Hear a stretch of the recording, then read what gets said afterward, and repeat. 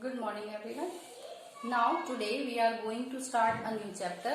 This third chapter जिसका नाम है डॉक्टर सत्येंद्र नाथ बोस।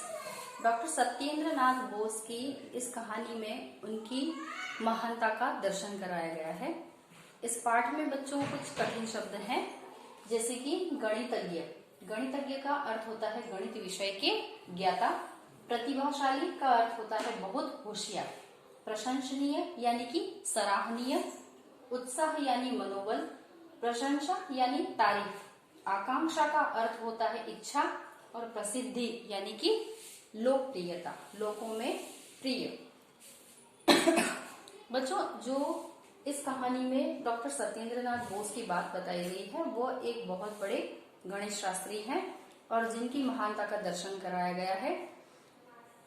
इस पाठ में महान भारतीय वैज्ञानिक डॉक्टर सत्येंद्र नाथ बोस की जो उपलब्धियां तथा विज्ञान जगत की जो सिद्धियां हैं और उनके योगदान जो है उसके बारे में चर्चा की गई है।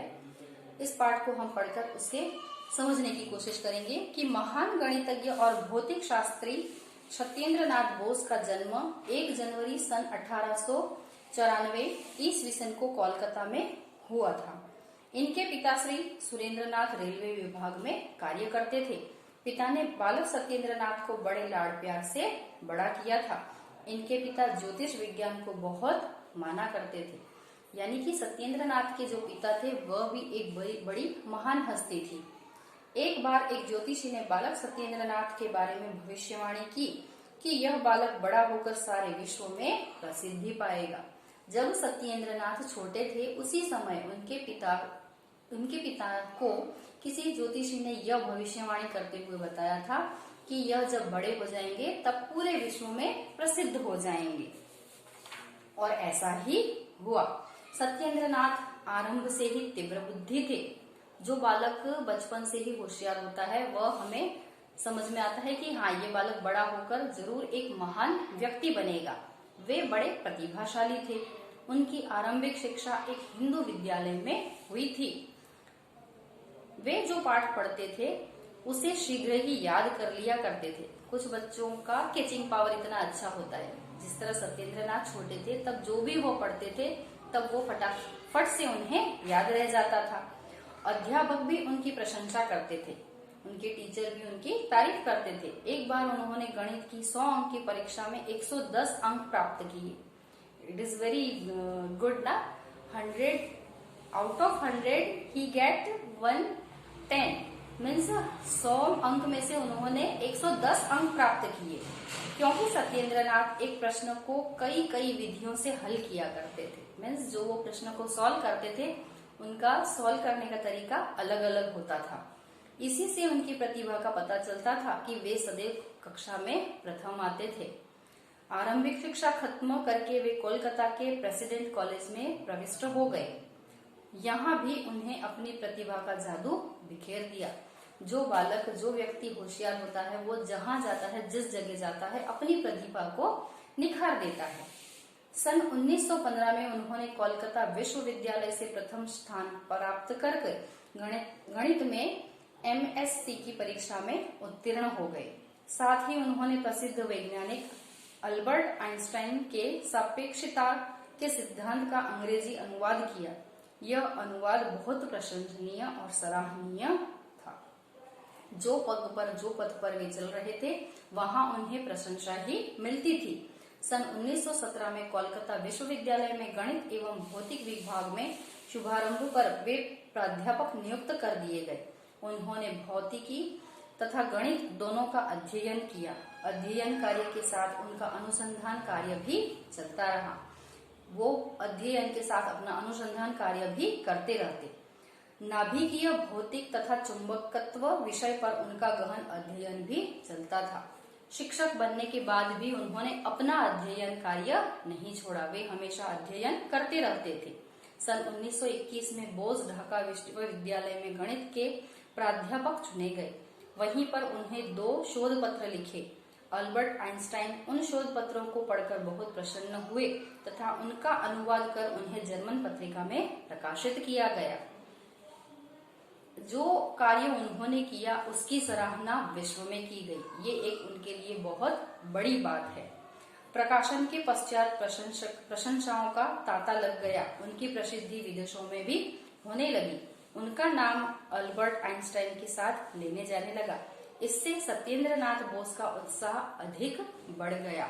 अगर किसी व्यक्ति की प्रशंसा की जाए तो उसका साहस और हिम्मत और बढ़ जाता है। इनके इसी काम के परिणाम स्वरूप ढाका विश्वविद्यालय की तरफ से उन्हें यूरोप जाने का अवसर मिला।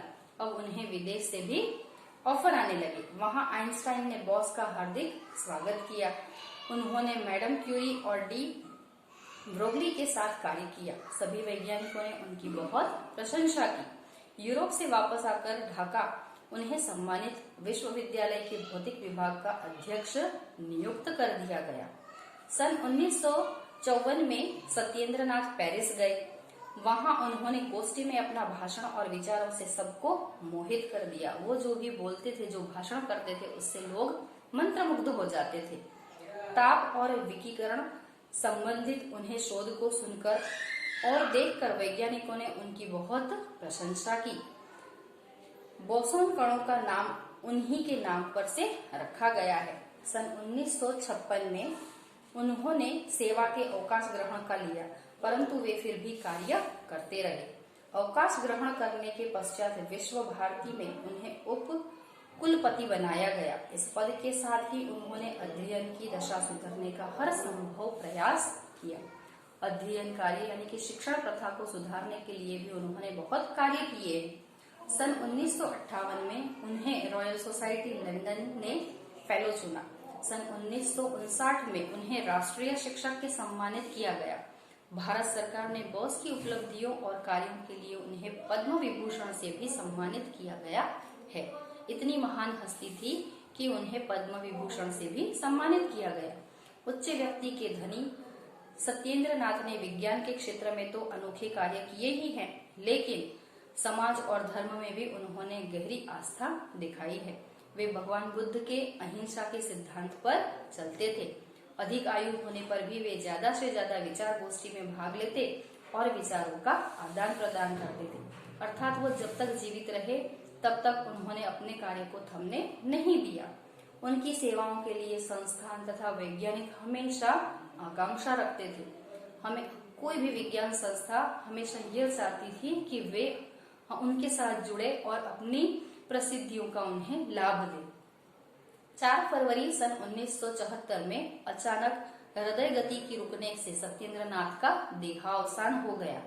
उनके निधन से भारत देश के एक महान वैज्ञानिक ने खो दिया। उनके कार्यों का हमारे देश सदा आभारी रहेगा।